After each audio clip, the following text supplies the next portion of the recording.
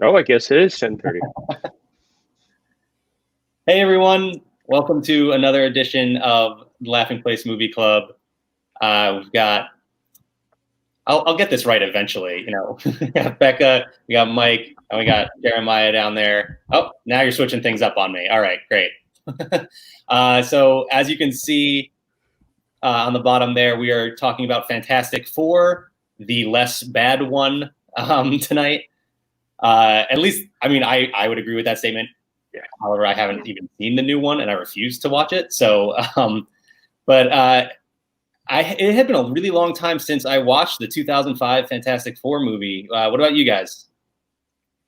It's been probably at least 5 years since I watched it, and I could have waited a little bit more after watching it. I saw it in the theater, and that was the last time. Oh, wow. 2 days ago. I don't remember when I first saw it, but yeah, it's been a long time since I watched it, and I watched it 2 days ago too. So, there, at least in my opinion, there are some good things about this movie. There's a lot of not so good things too. I do like the casting of this movie. We've talked about with all the X-Men movies that we've done. Fox did a good job of casting their movies. I liked the team in this one. You guys have any thoughts on the cast of the Fantastic Four? I do. You are a resident Fantastic Four fan, by the way.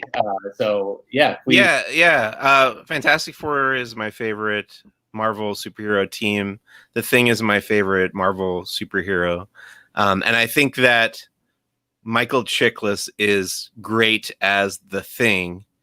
They got the characterization of that character almost exactly right. I don't think Michael Chiklis makes a great Ben Grimm, because Ben Grimm is supposed to kind of be like a hotshot, kind of like a football star kind of guy. Like, yeah, I mean, the ages are all over the place, because in the comic, when they start, Johnny Storm is like a teenager in high school or whatever. So I understand the ages are different in this story or whatever, but I do feel like Ben Grimm is supposed to be more of an attractive guy. Nothing against Michael Chiklis, but when he turns into a monster, there's supposed to be more of a difference between Ben Grimm and the Thing. But I think he's fantastic once he's the Thing. They nailed that character. I don't like the way his face looks in the costume, but I'm willing to get past that. I also think Reed Richards is great. My favorite scene in the movie is when Reed Richards and the Thing are fighting in the lab, and Reed Richards is stretching himself all around. Mm-hmm. That, to me, like, I've read a bunch of the early Stan Lee, Jack Kirby Fantastic Four, and that reminded me, like, that could have come right out of the comic books. I don't think Jessica Alba is a good actress, so that was a miss for me. And I think Chris Evans is fine as the Human Torch. That worked. The relationship between the Thing and the Human Torch is also, to me, worked pretty well. I didn't like Doctor Doom. I didn't think they did that character right. But yeah, it's like a half and half for me, this movie. Everything that I think works in it, there's something that doesn't work for me. So it's like a 50% they did. Yeah, I would agree with that. Do Becca or Jeremiah, do you guys have any thoughts before I dig in on Doctor Doom? Because I have some. Yeah, I definitely agree with Mike. Jessica Alba, though, is really, like, watching this movie, and I'm jumping past just the characters we were talking about. This movie is such the perfect 2005 movie. Like, from the extreme sports to the cheesiness to, like, every aspect. Like, and just like with the X-Men films, they do an excellent job of catching that moment in time and crystallizing it for us all to go, oh, that was horrible, as the years go by. But this one was really bad. I mean, even with the product placement and, you know, look, here's an action figure of you. Go buy it now.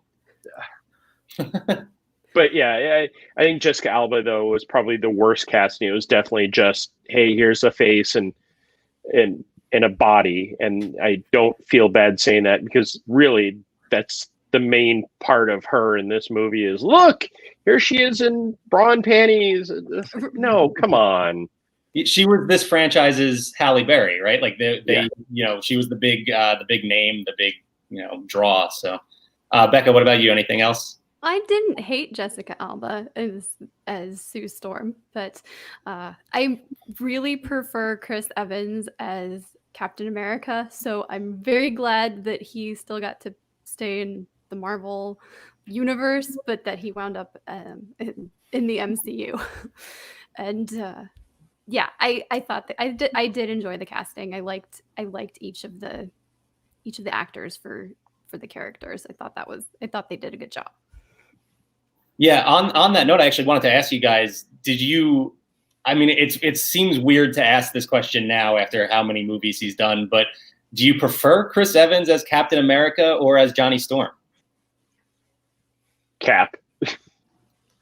See, I never thought Chris Evans looked right as Captain America because I think whenever I saw him in the comics, he's like a kind of a bigger, like a more square jawed kind of a guy. Like I always thought like John Hamm or somebody, if he was blonde, would make a good Captain America. But Chris Evans never had the look for me. I guess as far as the performance goes, it was pretty good.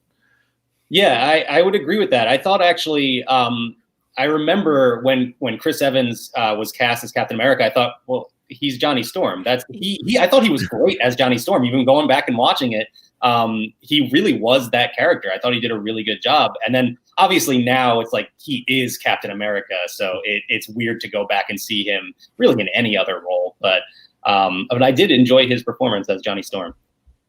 So like I said, I do have a big issue, as Mike mentioned, with Doctor Doom. Doctor Doom is one of my favorite Marvel villains from the comics. Mike dropped. Mike is so disgusted by Doctor Doom that he can't even. He's one of my favorite villains from the comics, and why can't they get him right in the movies? Because the reason I refuse to watch the 2015 version is because of what I've heard they did to Doctor Doom. And I don't get it. It's not a hard character. He's the ruler of Latveria. He's a dictator. He's a sorcerer with magical powers. But instead, we get a guy who kind of turns to metal with vague Emperor Palpatine powers. He's Electro Man from Ernest Goes to Jail. And his ride at Universal even reflects that, right? Like, it's just kind of sad. Well, that's another thing I was going to say too. If the queue to a Universal, B-list attraction can do a better version of the character than your, big blockbuster movie, that something's wrong there. Well, I think one of the biggest problems with Doctor Doom is he's kind of the Lex Luthor of MCU, of the Marvel comics, not MCU, where he really doesn't. I mean, yes, he's a sorcerer and he has some powers, but overall he's just a maniacal a genius maniac. Yeah.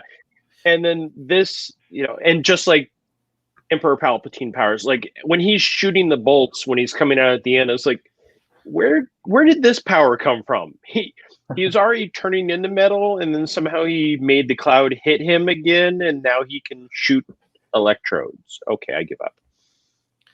For a while, Noah Hawley from TV's Fargo and Legion was writing a Doctor Doom movie, and I was super, super excited about that, as Doctor Doom is my favorite Marvel villain. And like you said, they have never done him right in the movie. So, of course, now Disney bought Fox, and that probably will never happen, and I'm super bummed about it. But I heard he had meetings with Kevin Feige, so maybe they'll bring him in and have him do something. Because I think Noah Hawley is a genius. Yeah, like Dr. Doom. I was excited about that potential project as well. That would have been, that definitely would have been something I would have been excited to see. And still, like you, I'm holding out hope that we get something along those lines in the MCU. Jeremiah, I think it was you that pointed out some of the cheesiness of this movie. I don't know if there's been a more dated joke in one of these movies that we've watched than Chris Evans' MasterCard joke, the priceless one. That to me was just like, oh wow, yeah, this was an early 2000s movie. That really stood out. Did anybody else have any sort of like anything stand out as overly cheesy in this movie? Oh, okay. Well, this is not cheesy, but I wanted to ask: is this the only time where Stan Lee plays a character that was an existing character from Marvel Comics in his cameo appearance? Yeah, I had that in my notes too. I was trying to look to see if there were any others, and I guess there's some like, I mean, yeah, he's like he plays himself, and like Stan is in the comics too, and then there's like, is he one of the Watchers? I don't know, but yeah, I think this is the only one where it's like confirmed, like this is the character from the comics, and Stan Lee is playing him. I was gonna say it's the second time he's played a delivery person in one of his cameo appearances. Yes, he was also looking for Tony Stank in another Civil War. Civil War.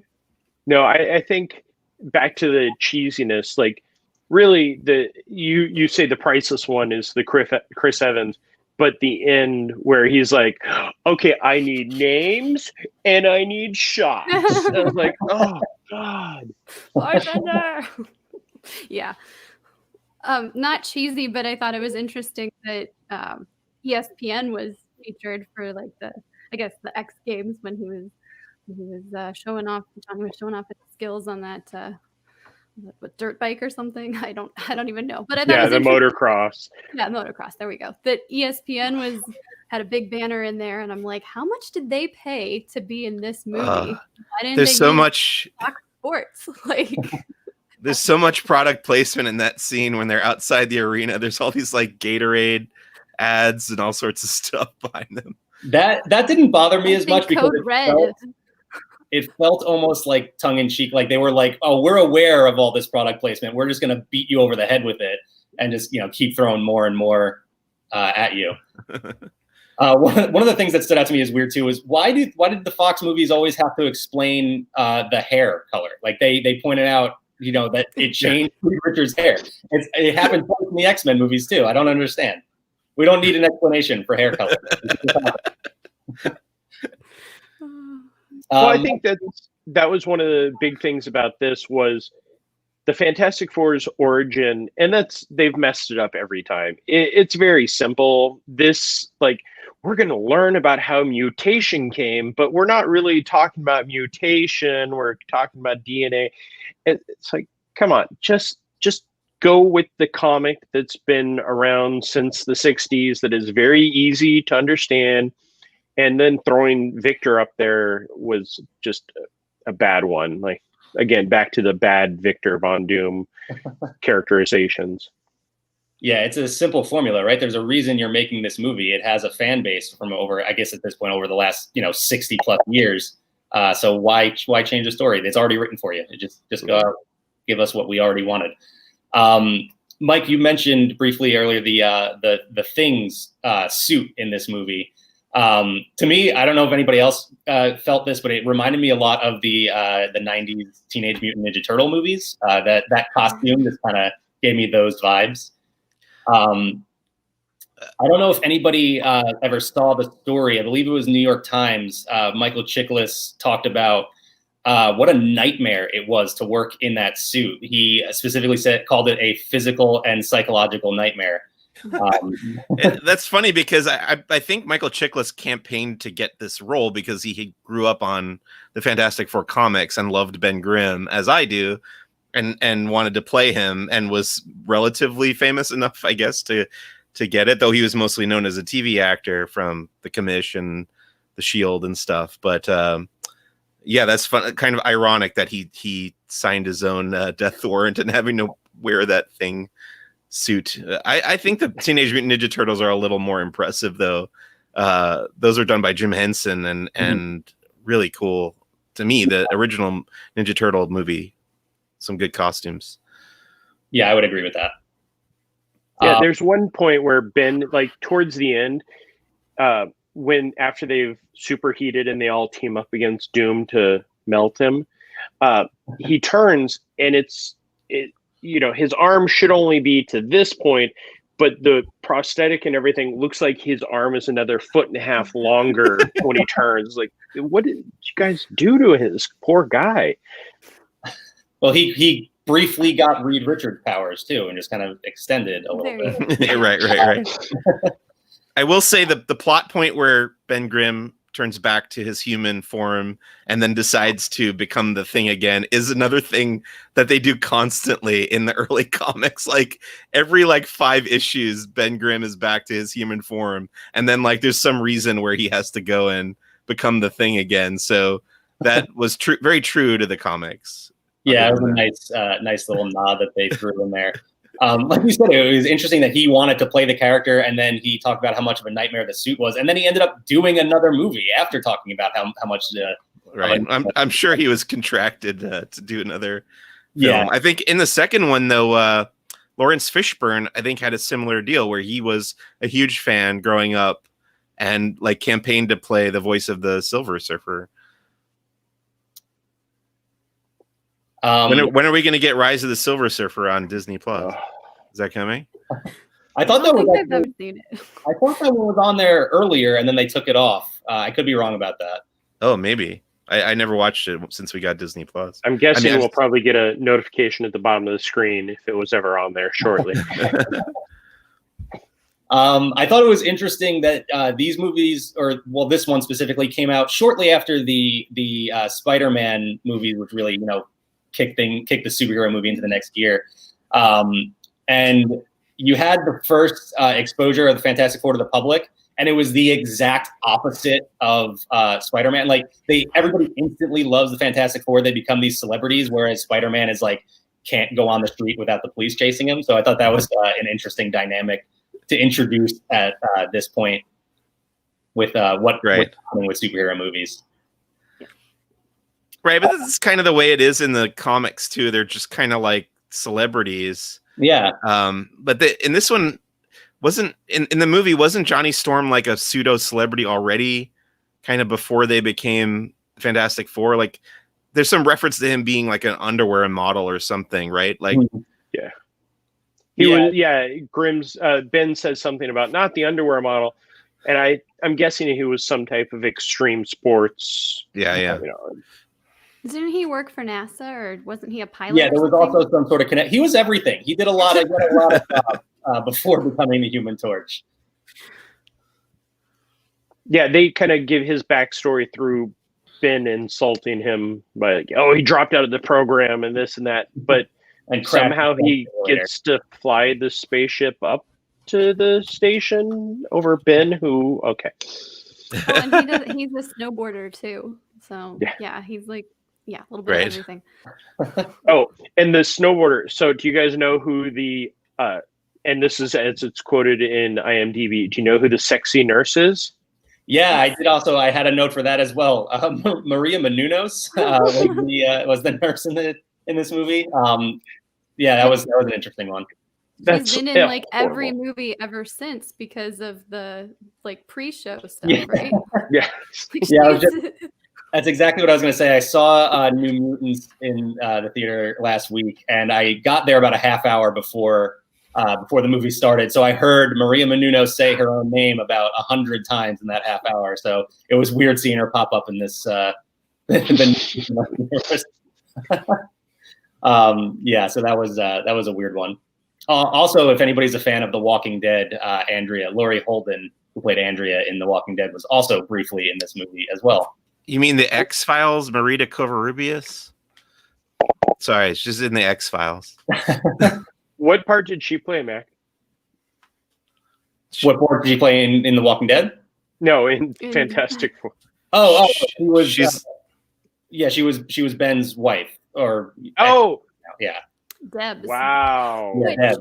I have an issue with that. When he calls her from from a phone booth, and she's up in the apartment, she can see him. She's like, "Hey, baby," comes down outside of her apartment in New York in her nightgown without with just little slippers on, and walks across the street to it was so weird. The setup to that though is even stranger, where he calls her and he's supposed to be quarantined or whatever, and her response is, "Oh, I have something for you," and she's already dressed in it, waiting for him. Yeah. What was really going on? Yeah. Yeah, her leaving the ring there might have been a little predetermined, I guess. We just saw Silver Surfer was on Disney Plus in January. Yeah, so there you go. I missed it. Yeah, what a shame. I wouldn't say I missed it. Speaking of ruined villains, that second one with Galactus. Oh my god, the giant cloud. Another thing that stood out to me in terms of making this like such a early 2000s movie, the music, the main theme stood out as I thought that was great. But after that, whenever there's like any sort of even remotely comedic scene, the score was very like, this might as well be like a G-rated comedy. Like the score just was completely different from what you would expect in a superhero movie. And then of course the soundtrack as well. The soundtrack is definitely a, hey, we're going to sell these till they die.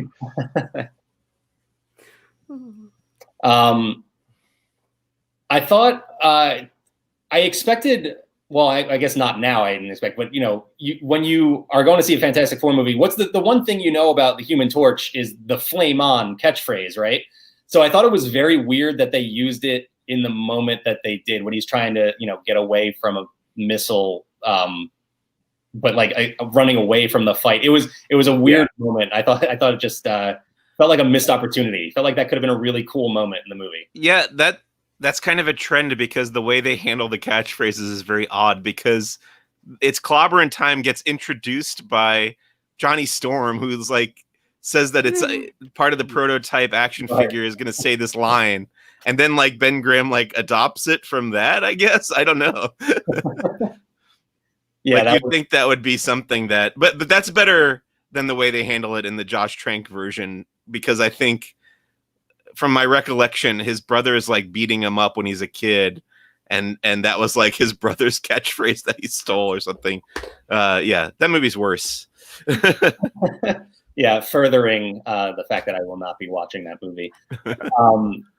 Getting into that sort of big finale fight, I thought just to make, I will say the one thing they got right with Doom, I thought the look was great when he had the mask on and he had the cloak and everything. He looked awesome. But then the voice, yep, when he's talking, like the voice does not match the imposing nature of Dr. Doom. It's too like it needs to be deeper and like bellowing and reverberating. He needed Bane's voice. There's something like that. Yeah, it's not intimidating at all. That guy's voice coming out of Dr. Doom's mask. And on top of that, he was throwing out cheesy dialogue like "Susan, you're fired," and Marco Polo and stuff like that. So it was just not. If he had just not spoken, let's make a cut of the movie actually where he just doesn't speak right. Throughout the last few scenes. The fight scene I thought was okay. I mean, there wasn't a whole lot of action, but it was at least cool to see them all kind of team up and use their powers to kind of get together. So I guess that was about as good as we could have hoped for in what we had, what we got from this movie. We also got 2 science lessons. We found out what happens to rubber when it freezes. Rubber when it gets and then metal when it's heated and then cooled extremely fast. Well, I did have a nice Mystery Science Theater riff when Dr. Doom said, do you know what happens to rubber when it freezes? I said, same thing that happens to everything else. That's perfect. We have to make sure that we get that quote in every X-Men movie that we do. Did you guys manage to work that into the one and only Ivan? Did you work that Storm quote in there? I did think it was cool though that Reed won the fight using science as opposed to his superpower. Because to me, when I think of Reed Richards, I honestly sometimes I just forget that he can stretch. Like that's such a secondary thing for him. He's the Marvel Universe's genius. Like if there's a big catastrophic event going on, it's him and Tony Stark. Right there, like solving all the problems. So I thought it was cool that they allowed him to use that part of the character to win the fight. Do you remember there was like an era in the Fantastic Four probably 10 years ago or maybe 15 years ago where there was the Council of Reeds where he like teamed up with a bunch of like alternate universe Reed Richards to formed this council where they were trying to solve like the answer to preserving life or making everything great for everybody. I don't know, but it was interesting. I think when they relaunched Fantastic Four a couple of years ago, I think at one point they did the Council of Reeds, which that comic relaunch was really good until they started tying into the rest of the Marvel comics, and then it turned into, look, here's an event crossover. Here's an event crossover. Like the one thing about the Fantastic Four and is it's family. Like they do that. They depend on each other. That's always their. That's always their big tie. And I think that's one of the things with this film that it turned into. By the end of the film, they turned into the family. They turned into the Fantastic Four. Sure, it was cheesy, but they still did it. Yeah, so I thought it was funny that the movie kind of ends with Doctor Doom being shipped off to be worked on by top men. I thought that was a very weird way to end it. Did you guys have any other thoughts on the movie? Yeah, it's such a weird not a cliffhanger, but it is kind of a teaser, I guess, because if you know the comics, you know that Doctor Doom becomes like the usurper king of Latveria, this it's like Eastern European country where he was born.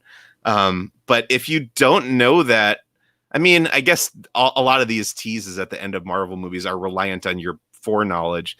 But if you don't know that, it just looks like he's being like just shipped off across the ocean. Like, what's the threat of that? It just like doesn't. I don't really know the import. Like, what would you get from that if you didn't know already about Latveria? And honestly, why does he go ahead?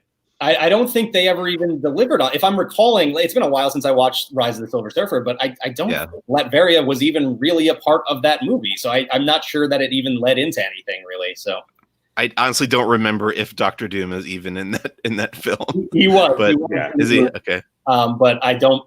It was the same character. It wasn't like he didn't come back with a Latverian accent or anything. It was more of the same. Sorry, Jeremiah. How do we know Latvian accents aren't the same as American accents? Well, I read them differently when I read the comics. Yes. Right. Yes. Jeremiah, the fight at the end is very much a good translation of a comic book, but it wasn't a good finale to the film. Like that was one of the things of, look, let's bust open the fire hydrant. And then Reed turns into the hose, and that is something that in 6 panels is great. In 10 minutes of a movie that's how they defeated him. Okay, but yeah, I agree that the finale of the film is very like, if you're a comic nerd, you got very excited, and especially then where there was like 5 or 6 comic book movies that had come out, and most of them were not very comic-y. This was kind of okay, if you're a Fantastic Four nerd, this gets you excited for it. As I'm sure Rebecca's like, I didn't know anything. It was just a ship. Yeah, exactly. No, I was way too into Spider-Man at this point, so.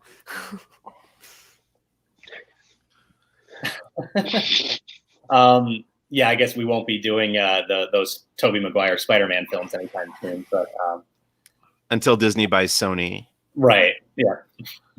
So middle of next year maybe. Not after the year they're having now. Any other thoughts on the movie before I ask one more important question here? I don't know. I don't think I had anything major. Did Brad Bird pull inspiration from some of these characters for The Incredibles? It's weird. Brad Bird claims that he'd never read any comics growing up, which is so weird because The Incredibles are clearly inspired by the Fantastic Four. Like, not only Elastigirl, but Violet Parr, her powers are exactly Invisible Woman's powers. Not only can she turn invisible, but she can make invisible force fields, which is pretty unique to that character. And Mr.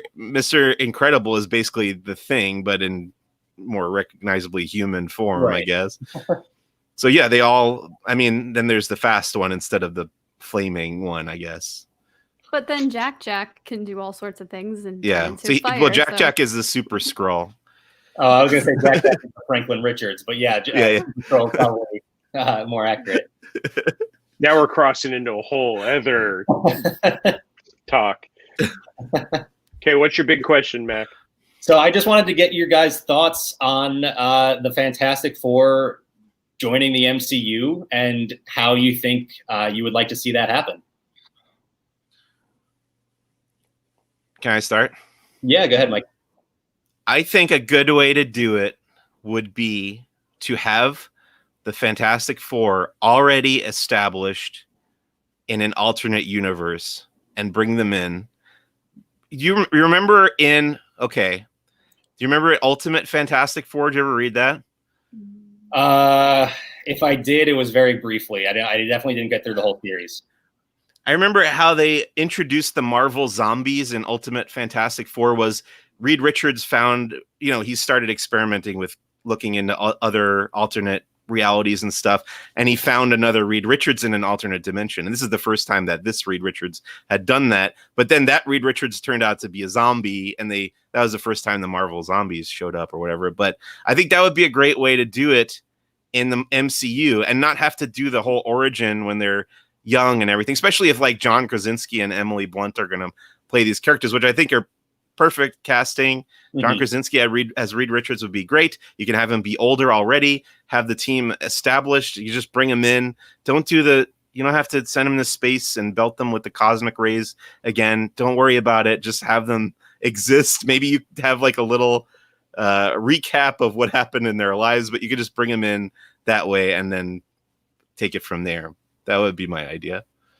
Kind of like what they did with Spider-Man. We didn't get the origin story with Tom Holland. Exactly. But right. Yeah. Well, I think that's good. Jeremiah? I'm definitely not as excited about the Fantastic as a lot of other fans are. I'm sorry. You can I think my way, but I do think there's definitely a place for them, and if Marvel continues with what they've been doing, I'm sure I would love whatever they decide to introduce. But that's kind of how everybody feels about the Fantastic Four. Like, even when I was in high school, I was the only person I knew reading the Fantastic Four. Every other kid in my school was reading X-Men, which was the most popular comic in the 90s. And I was the dork reading the Fantastic Four. But these days, after all these terrible films, everybody thinks the Fantastic Four is super lame, and they're not respected as, Marvel's first family. Really started the Marvel universe as we know it in the Silver Age of comics. It was like, before that, it was like, Namor and Captain America back in the Golden Age. Those were the two that survived into the Silver Age of Marvel, right? And then Fantastic Four really launched all of everything that we know about the Marvel universe. Started with the Fantastic Four in the 60s, early 60s. So I hope that I do trust that Kevin Feige can put something together that honors that legacy better than it has been done before. No, I think Mike's concept is great, but I mean, they could really just spin out of the Infinity Gauntlet of when they destroyed everything. And this is one of the things that we were all talking about when Disney was buying 20th Century and the mutants, of they could use the Infinity Gauntlet, bring them in. But it would be so easy to bring in the Fantastic Four and X-Men. I would like to see them both come in at the same time, not, oh, here's Fantastic Four and then the X-Men come later. Because if you do that, then again, the Fantastic Four become the characters nobody cares about. And I agree with Mike. Fantastic Four are the reason that Marvel is where it is today. They don't get the respect that they do because the X-Men have overshadowed them. Yeah, I agree with your idea of having them be established already. I definitely would like to see that. How I would like to see this play out is have them emerge from the negative zone, right, and come out and having been in there for who knows how long, and use that as a way to introduce Annihilus, who is a really awesome Marvel villain and could be a big villain moving forward. I also think you could put them right in the center of the MCU, have Reed Richards take over as the new Tony Stark, basically, as the guy who's going to solve all of those big problems. So, yeah, I mean, I'm definitely excited to see however it is they work it out. I'm sure, like you said, Mike, I trust them to trust Kevin Feige and the rest of the team to put something together that we're going to enjoy. Well, I think the great thing about it to me is that Fantastic Four hasn't been done well on the big screen yet. And that's, to me, it's less challenging for him to successfully do a Fantastic Four reboot than for him to do a X-Men reboot, because X-Men has been done well. Like, we can all recognize it. They did pretty well with the X-Men movies, at least from the beginning, you know? And it's so much more challenging to go in and go like, well, how are we going to do X-Men again? Because people, when you think of Professor X, you think of Patrick Stewart, you know, how are you going to replicate that and change it enough to be different or whatever? But you don't have to worry about that with Fantastic Four, because just do whatever should be done or should have been done from the beginning, because it's never going to be as bad as the other movies. And you don't have to worry about people wishing that they were watching the other films with the Fantastic Four, because likely they will not. Very true. Yes. Agree 100%. Anybody else have anything else before we sign off? Nope. Good. All right. So thanks guys for joining me to talk about a decent superhero movie. And thanks everybody for watching. Our next movie club, as you can see, will be Monday to talk about Mulan, the live action Mulan on Disney+. So thanks everyone. Bye. Bye.